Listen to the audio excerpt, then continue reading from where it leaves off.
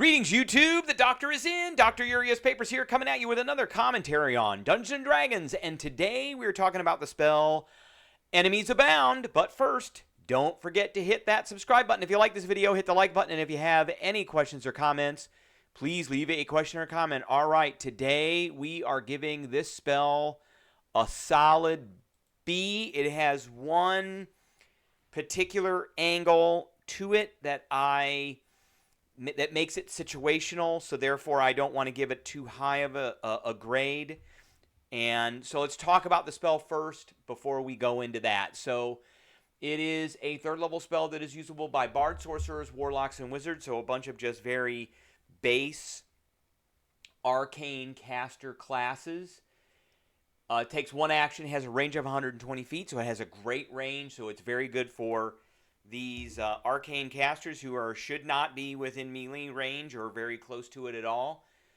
It is a concentration spell. You do want to concentrate on this, and it lasts for 1 minute. It is an enchantment school spell, and it is my favorite saving throw, intelligence, because most things have a terrible intelligence and thus have a very high risk or chance of failing their save against this. So you reach into the mind of a creature, it has to make an intelligence saving throw. It automatically succeeds if it is immune to being frightened, so that's one of our situational things. Most undead are afraid or cannot be frightened, so you probably will not be using this against undead.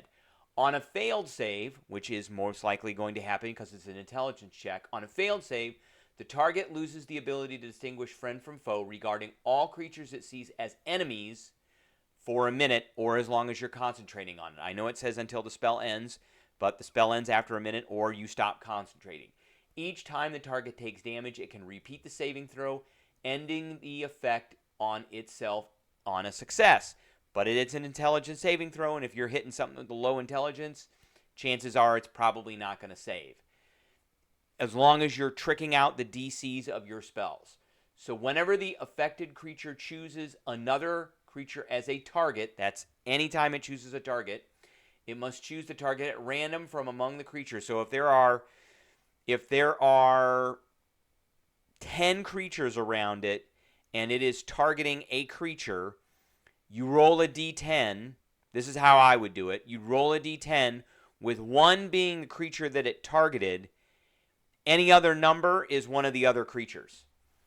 So it targets a random creature from among the creatures you can see within range of the attack, spell, or ability it's using.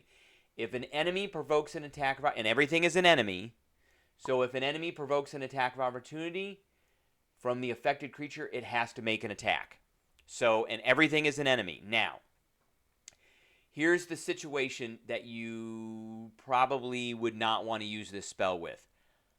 If you're fighting a boss, and there's only one of them, then everybody is the enemy anyway, and you know, the only effect that you're going to get is it's going to randomly target something instead of targeting a specific creature.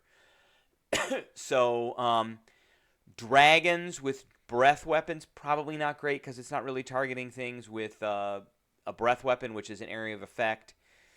But this is going to force certain creatures to make certain choices if there are multiple targets. That is, if you've got like a boss with a bunch of minions, targeting the boss is probably a good thing, particularly a boss that might have ranged attacks, because then the boss has to pick between everything that's on the battlefield, and it could waste its action because it could target one of its minions. So that's a really good use of this.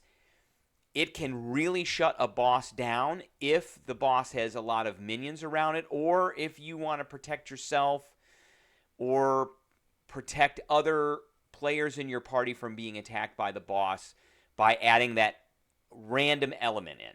Okay, so that's kind of the basics of the spell. Let's talk about the different classes that can use this spell. So let's start with Bard, and the best one I think that should be using this is College of Eloquence.